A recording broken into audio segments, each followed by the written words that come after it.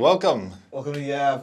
Got the man Devin on deck. Sup, this is kind of my first time, kind of. Today's gonna be a fun one. I really like today's topics. Yeah. They all kind of speak to, I guess, a tiny bit of. This is a selfish episode. They all the topics kind of speak to me a little bit. And let's kick it off with the first one.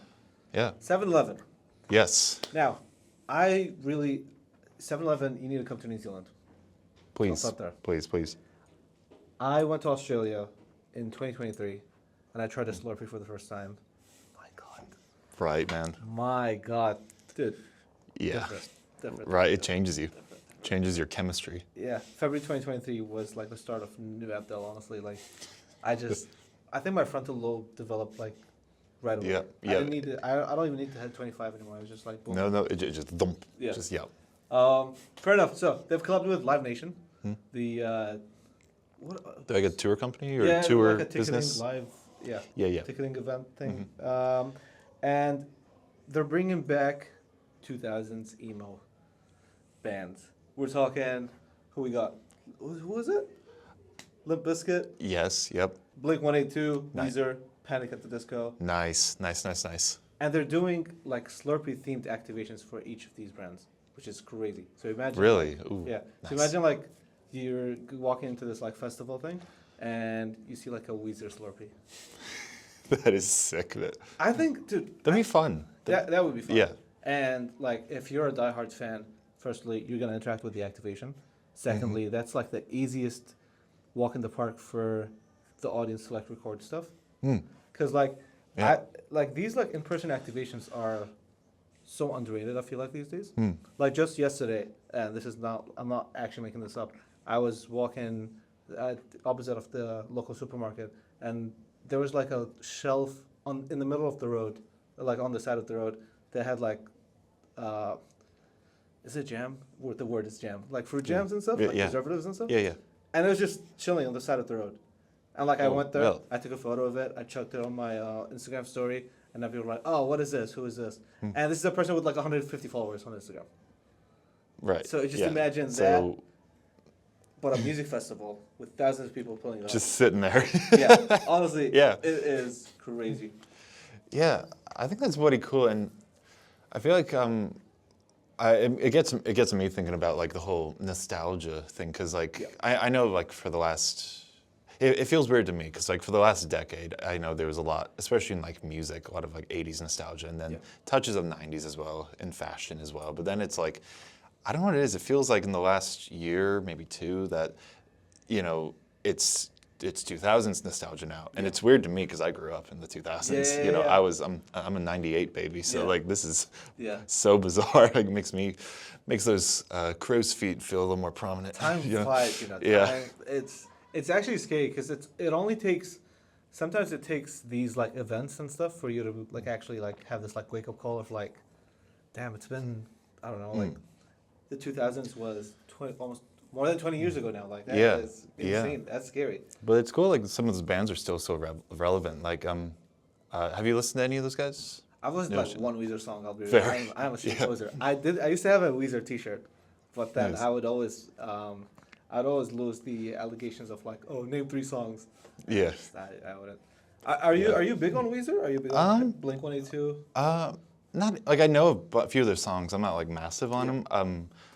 When I saw Foo Fighters, I think back in 2015 in Auckland, Weezer opened for them, and they were cool. And then Rivers Cuomo, the singer, came out, jammed. Yeah. It was a cool time. That was kind of like my introduction to Weezer, I suppose. I like Green Day, but Nice, yeah, same. like as a band, not really for their music. Like their graphic tees. I'm just like a fucking graphic tee nerd. But Right.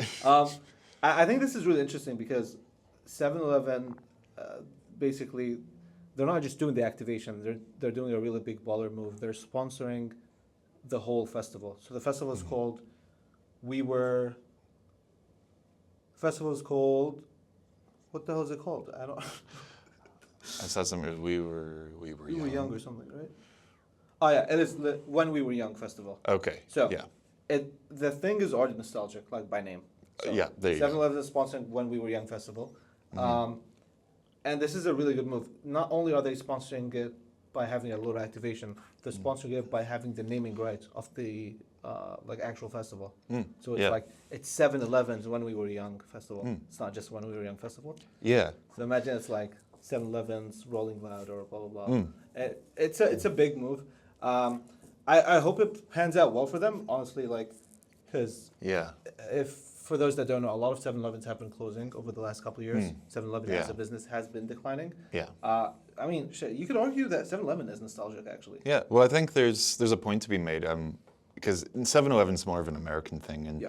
like I wasn't old enough because I came to the States, or I came here in 2005, and so like I was, didn't get to that age where I would just hang out with friends in the States, but like that was a big thing of the part of the culture there. Going to 7-Eleven, you get a Slurpee, you hang out. Freaking what's it? Simpsons did it with the Quickie Mart for decades. Totally inspired by that culture. So, no, I think that's just it's a bold move, but I think it's really. I mean, I hope it pays off. I think it's cool. I'd like to think it's the right move as well because like. I mean, this is like marketing maths right now, but you take 7-Eleven, a declining business, and you take the music festival business, which has been just blowing up over the last couple of years, especially off the back of the pandemic. Like, it's bigger than ever. Yeah. I think the industry brings in around $250 billion a year. Yeah, I saw those numbers. It's a Wow. stupid industry money-wise. And I think that, like, it's definitely the right space to be in. Like, Yeah. sponsoring a music festival as opposed to, I can't think of a bad example, but like as opposed to like sponsoring a Blockbuster fucking shop, It's not like. Yeah. Well, I think even this festival, when we were young, it's, I mean, like you said, name alone, it's riding that wave of nostalgia, and so I think, for a lot of these bands and 7-Eleven, that sort of relevancy died out over the years, and then I think you just have to look at the last couple of decades and the different trends that return. That there's a nostalgic wave that comes back in, and you got to ride that if you want to stay relevant. 10 years ago, Limp Bizkit, Blink-182 weren't really that relevant, but 10 years before then, and then 10 years ahead, like right now, they're relevant again. Yeah, so. It's almost weird as well. I think that like with this whole nostalgia thing, like one would think that the whole nostalgia thing is like a little too hacky. But I think if anything, if like let's say Slurpees were the biggest thing in the 2000s, you bring them back in the 2020s, and now they're a big thing. But they're only a big thing because of the nostalgia they had in the early 2000s. And in my head, I was gonna argue that the thing dies here because the new generation wouldn't have experienced the OG Slurpees, but the newer generation would have experienced the nostalgic rise of the Slurpees. Yeah. I feel like I don't know. Yeah. I don't know. Some things like, it's weird. It's like they kind of like, they're riding some people are riding the nostalgia wave even though they were never really there. It's, I don't know. I don't know why like Stranger Things comes to mind for me because that came out like early 2010s, and then, I think you could argue most people who watched it did not live in the 80s. Yeah. But then everyone became 80s obsessed after that. So it's like, it's insane. You don't know. Yeah, some things, I don't know, trends just come and go. They live and die. It's cyclical. Yeah, honestly. But speaking of trends, or speaking of nostalgia, actually, this actually made me feel old now. YouTube is 20 years old. Yeah, what the hell, man? 20 years old. Yeah, it should be specific because I did some digging. Like I think it was technically it was founded in like February, but very first video ever, me at the zoo. Yes. Turns 20. It's therefore. 20. Low key, that's gotta be like top 5 videos of all time. That's wild to look at. I feel like you could recreate it as a TikTok and blow up. Honestly, totally. It's like it's like a 7-second video, right? It's super. It's like dude, just like I'm here at the zoo. There's elephants or some shit, and then and then like it's like the most non-interesting thing, but I mean, I don't know. Some people would find a way to make it take off. Yeah. TikTok. So obviously they're in the news not just for their birthday. They're also in the news for their streaming service #1 spot.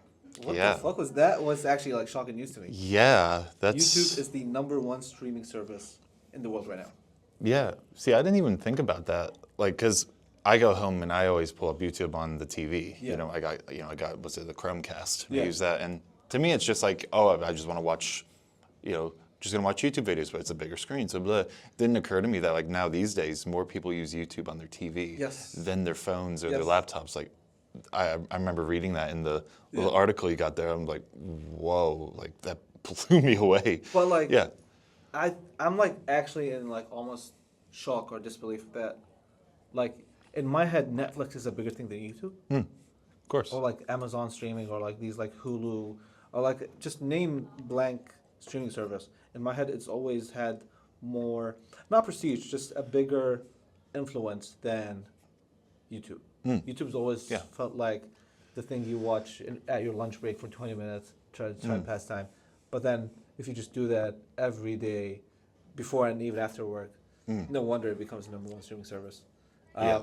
I think obviously the main thing, or like one of the biggest pushes for that, is not really the shows. It's actually the podcasts. So the yeah. podcasts on YouTube are the biggest they've ever been. I do want to say they might be bigger than Spotify, honestly, just in terms of like pure video consumption. Nothing to back that up, but just vibes. I watch most of my podcasts I watch are on YouTube. Yeah. Like because I like a lot of the podcasts I watch are very visual. You could watch it with like a tab that's open in the back if you're like PC, but if you want to actually like watch it, you can just click back onto it rather than like a audio only experience. Yeah. And obviously, YouTube Shorts have just taken a new whole level in this like Yeah. short form content. I unironically called my 12-year-old brother the other day just watching YouTube Shorts. I'm like, Yeah. in my head, I've never thought of YouTube Shorts as like I've never opened YouTube and went like, you know what, let's watch some YouTube Shorts. Yeah, neither. It's not something I think But to do. there's this like generation of like, I don't know, I guess like 16 and under kids that just consume it like we consume TikTok. Yeah, well, I think like, because we're close in age, right? Yeah, yeah. Yeah. Okay, thought so. Because like, we would have been around when like YouTube was like the thing, and Yes. that was where you get your media consumption, your quick videos, and then I think this next generation, their go-to is of course like TikTok and Reels, and then it's almost like, because YouTube came up with Shorts in response to all this, Yes. and so it's those people who maybe weren't around YouTube as much as we would have been growing up. They're now returning to YouTube, but for a different reason, Yes. and that looks weird to us because that's not at all what And we used it for. This whole thing with YouTube being the number one streaming service due to these two types of content has now actually caused like a creator crisis, I want to say. Because on one hand, it's like, do I do a podcast? But then the other hand is like, do I just spam YouTube Shorts? Because now it's almost like two different audiences within the same platform. Yeah. It's like, if you want to appeal to the platform, you best appeal to both audiences. And it's like, being one creator isn't enough anymore. Like, most YouTubers have a podcast now. Yeah. I want to say so. Yeah. Like, Yeah, they podcast or they live stream or Yeah. different. Yeah, they got mixed medias going on. yes. And it's almost like you can't be a creator anymore. You actually have to be like a LLC full media company. Yeah. As one entity. So like, you got, I guess you got like your own YouTube videos, and then you got like the shorts that you have to make from those YouTube videos. And you have a podcast, and then the shorts that you make from the podcast. Yep. Streaming if you do that, and then the clips you make from the like.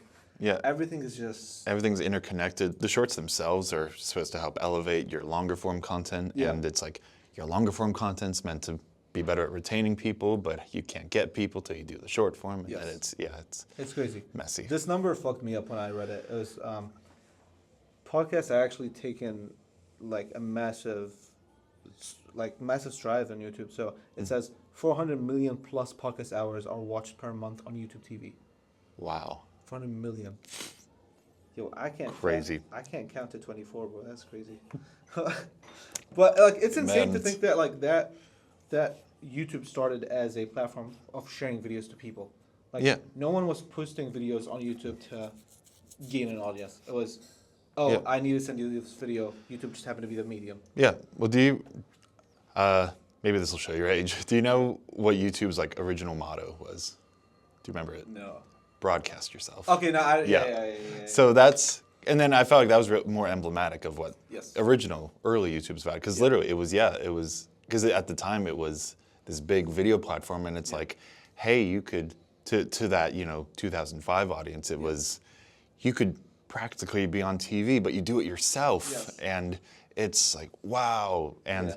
it's like I feel like platforms more like Instagram, TikTok, all the like they're more where people kind of do that creative stuff now. But Yeah. it's just interesting to watch because I used to watch growing up like various videos from different creators Yeah. about like YouTube dramas and stuff or how they treat creators, and it's there has been this consistent trend where they are becoming more and more commercialized, and it definitely is harder and harder to become like a startup creator.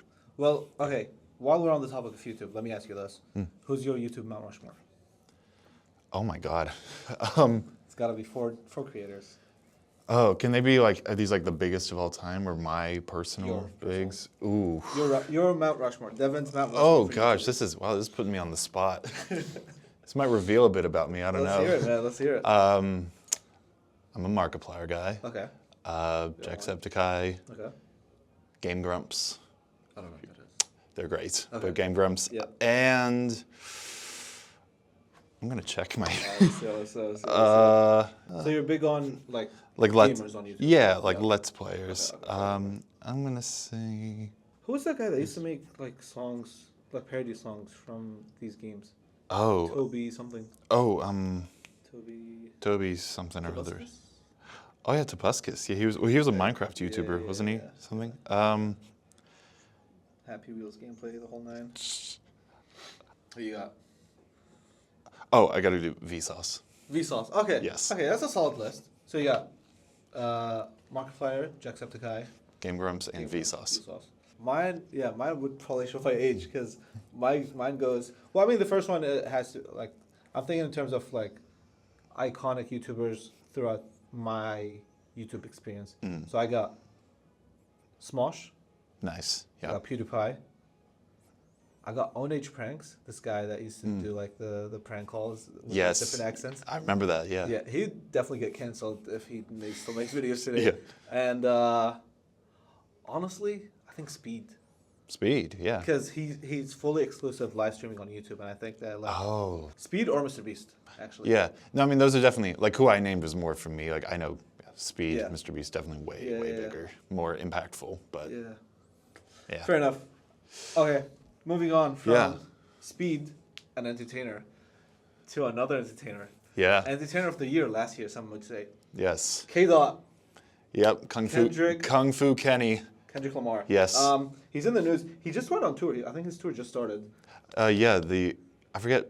I don't know the name. It's with SZA. Yes. Going. Yep. It looks so good. Yeah. I've seen some of the clips. Yeah. I love when he plays the Drake diss track.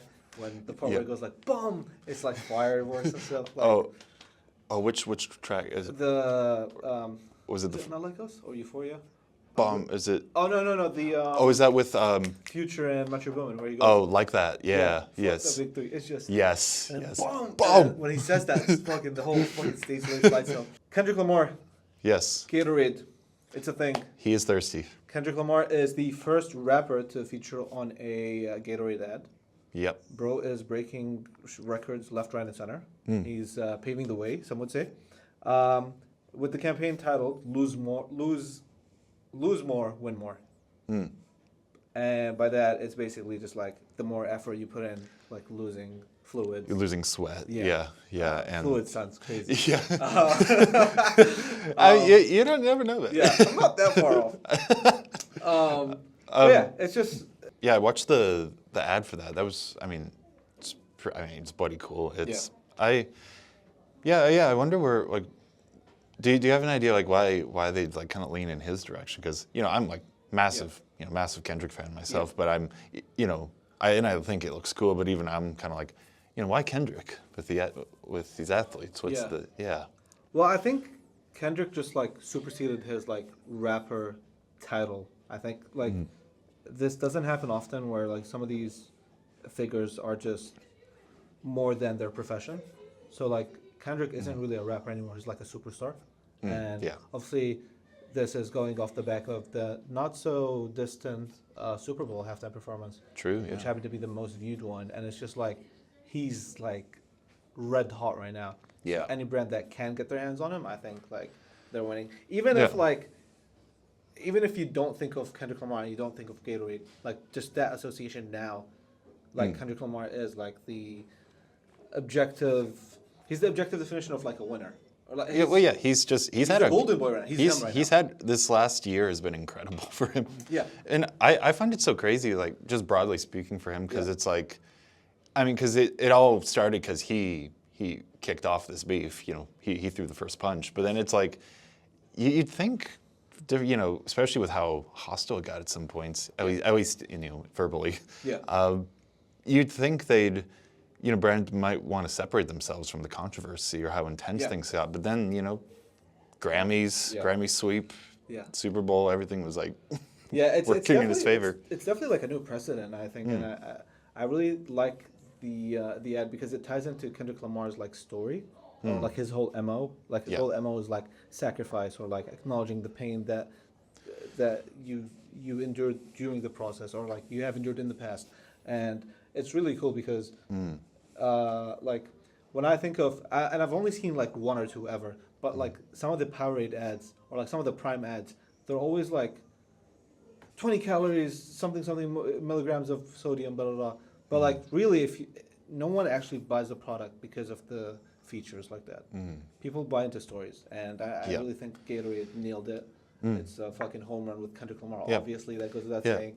I think his story works because he does, you know, we don't have to tell his life story, but you know, he did come from real hardship. And then the thing is, he's not someone who's like chasing fame, chasing all, you know, shiny shit, you know, because just because he wants it, it like kind of, he's confident in himself, and then these things come to him, you know, like even like I saw some stuff like, because he's with, is it Gucci sunglasses or or Chanel? Or is it Chanel? Chanel, yeah. Like I saw that, and even I was unsure because I was like, oh, I thought this guy isn't big on brands and stuff. But then it kind of clicked. I'm like, it's more that like, you know, he's not like other rappers who'd be like, you know, who'd want to say these names and wear this shit and all that. He's cool, confident in himself, and then got to this point, and then they came to him. Yeah, actually, adding to that point, I think that like brands are now more than ever anyway, want to interact with like real humans, and I think Kendrick Lamar is like, as big as he is, he's still a real human. Like when I think of when I think of Drake, I don't think of like vulnerable. I just think of like superstar. Yes, sure, but like there's almost no substance. Yeah. Like it's like a hollow shell of just like I'm just like the biggest rapper in the world, which is cool, fun and all, but like. But yeah, well, like with Drake, like he's you know, he's prolific as hell. I swear he's got an album like every year or two. And then Kendrick, it's like he like because before he came back here, you know, he kind of disappeared for a few years. But he's just like, you know, literally just hanging with his family. You know, that's he kind of his the thing. definition of delayed gratification. I think, and like there's no more fitting title for it to be on him. And who knows, if you delay your gratification a bit some more, you'll end up on a Gatorade ad. With that being said, guys, thanks so much for tuning to the podcast. Subscribe to the newsletter. Gatorade sponsor us. Devin, any final words? Yeah, subscribe to us. Gatorade, you've call me. You've got our numbers. You've got us. Yep, very good. And if the next episode with me and Devin, we have some Gatorades, then just know we got the call. Yeah, and if not, it'll be a demo. We'll kind of like strategically place the bottles, you know, just sort of right in frame. If it's not Gatorade, then it's Prime. Sorry. Yep. Sorry, guys. Peace. Missed chance. Bye.